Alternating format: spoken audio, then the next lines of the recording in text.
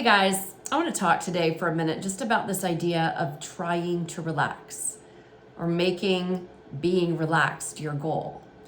And if you were like me many years ago when I was suffering with chronic health issues, chronic symptoms and sensations that doctors just couldn't seem to pin down or find the root cause, no matter how hard we tried and how much we looked, I thought the ultimate goal was to relax.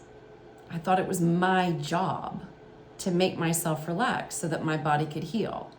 And then I would read articles or go on forums or hear other people say, Missy, you've got to relax. You're making your body worse by stressing, by being tense. You've got to relax. And that's like telling someone who's having trouble sleeping, oh my God, you've got to sleep. You're hurting your health. That doesn't help. And telling someone, you've got to relax. You're hurting your health by being tense. Well, guess what that does? It ramps up all those thoughts and those beliefs. But what if it was never your job to relax? What if it actually is not your job to figure that out? That job has been taken. And your body is so brilliant and so wise. It knows how to relax when it feels safe. So I want you to think about, if you have been on this quest to relax or this quest to not be stressed, which is just so ironic. And honestly, I have so much grace for all of us for falling for this for so many years, decades, generations, because it's all we've ever been taught. I mean, everywhere you look, there's like these big scary things about, oh, if you're stressed, you're hurting your health. If you're tense, you're hurting your health, which just kind of winds us all up and sends signals to the body, you're in danger. Sends signals to the nervous system, you're not safe. So when we grow up in a culture, which most of us have, that repeats this ideology, this belief system of you've got to figure out how to not be stressed and you've got to figure out how to relax or else. Well, it's no wonder our nervous systems, our limbic systems don't feel safe. We have been telling them all along, you're doing it wrong again. The minute we notice, our shoulders are up here or our body feels tight or constricted, what does our mind naturally go to? Well, it goes to what it's been taught by our culture. You're doing it wrong, body. You're getting it wrong. You've messed up again, body. You've got to get your shit together, body. Get it right. Relax. Don't be stressed. And then what do? We suffer. We suffer rightfully because we are lost in confusion. We are lost in believing so many culturally conditioned lies. Instead of tuning in to the brilliance, the wisdom, the intelligence of our bodies that are just trying to wake us up. They're just trying to point us back to truth, to peace, to safety, security, love, kindness.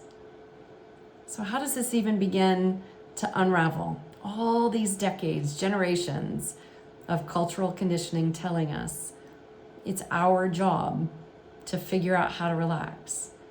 And it's our job to figure out how to not be stressed in a given moment. And I think we begin with baby steps. We begin with such incredible grace and kindness for the fact that we have just simply been playing out our conditioning all this time. And it's okay. We can begin now. We can begin in the moment that we notice, let's say, tension and tightness. Like the body's kind of ramped up. Maybe you notice you're breathing shallowly or whatever your go-to is for stress, for the opposite of relaxing. When you get in that state and you notice it, and your mind does what a mind is designed to do.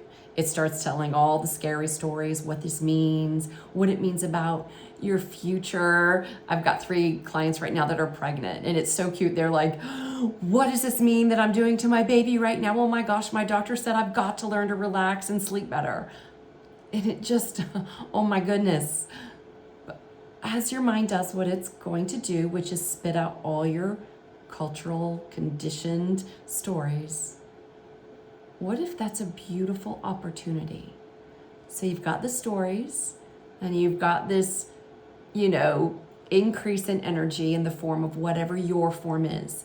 IBS symptoms, the urge to go to the bathroom, a tightness in your chest, your back, your throat, whatever your thing is, whatever your brilliant body's go-to sensations and symptoms are.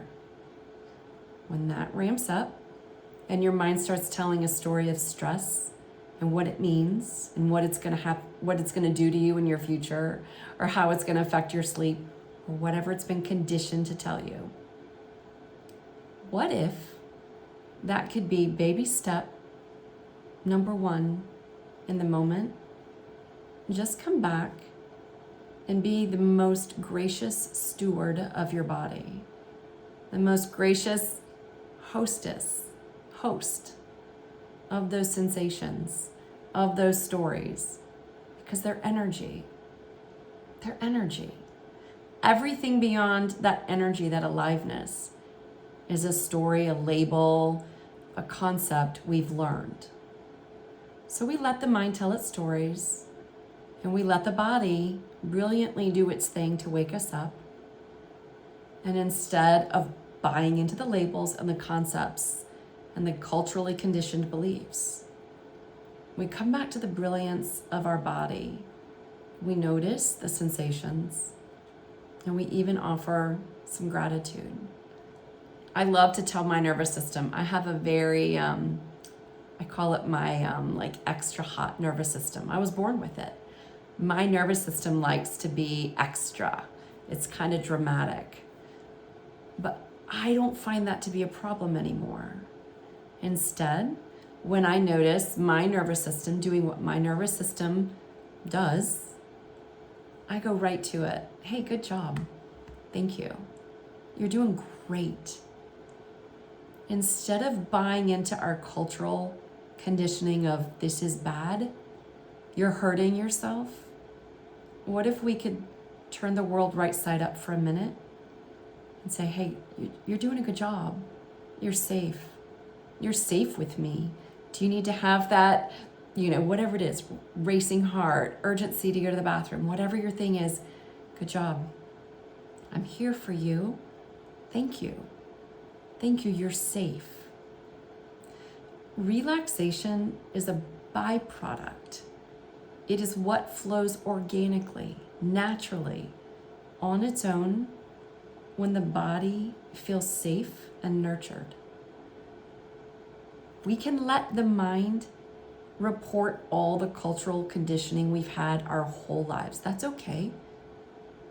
But come back to the brilliance of the body every time and be an amazing steward of that body. Hey, good job. That's amazing. I had a client session last week that was one of my favorite client sessions of the whole week. And it was a lovely woman in Ireland, and one of her body's sort of go-to chronic things it likes to do is she breathes really shallowly. So she feels like she can't get the air's not going down like into her diaphragm, into her belly. And so her mind tells a really scary story about that phenomenon, about what it means, what it's doing to her body, how it's disrupting her sleep, on and on and on, which basically amounts to telling her body, you're getting it wrong. What's wrong with you? What the hell, body? Get it right. Which of course the body interprets as, I'm not safe. I'm wrong. So what we did during our session, which was so beautiful to do together, is I had her just breathe normally through her nose, and we sort of tracked where she sensed that the breath was going.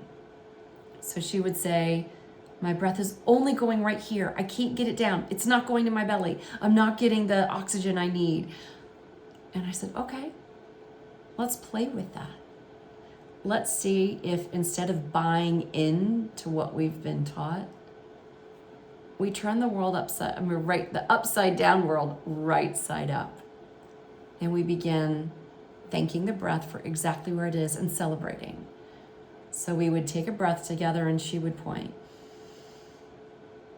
And she would say, my breath is right here.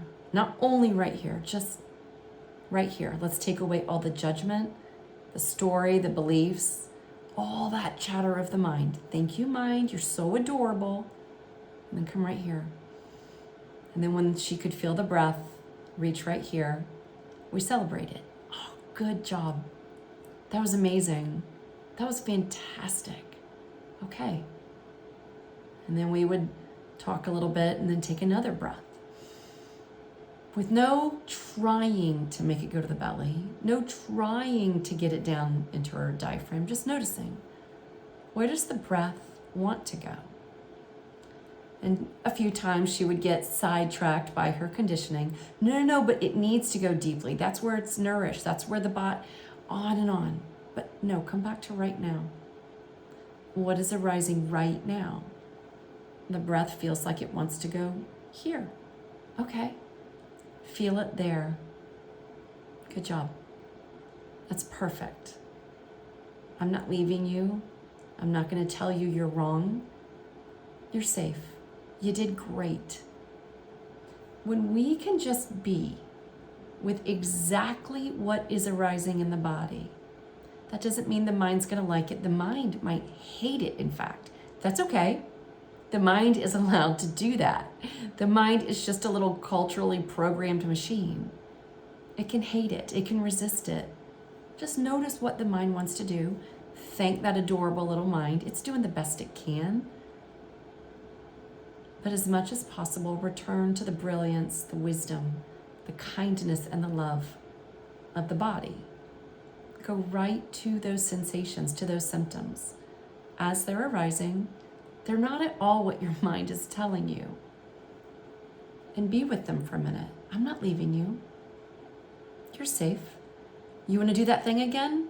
I won't leave you. I'm here. It's good. You are safe. You are free to do that. I am happy to host you.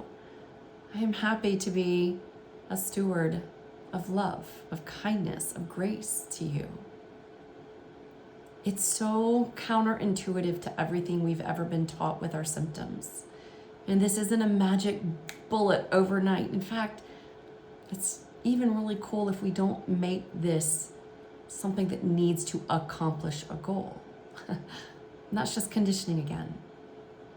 But what if in the moment that a symptom, a sensation, a stress, a tension, a tightness is arising, we just notice our conditioning, but then come right back to the brilliance of the body. Host it. Hold it. Notice it. Let it know it's safe. It's not wrong. We've been sending these messages for way too long in our culture that the body's getting it wrong. What if it's not? What if the body isn't getting it wrong?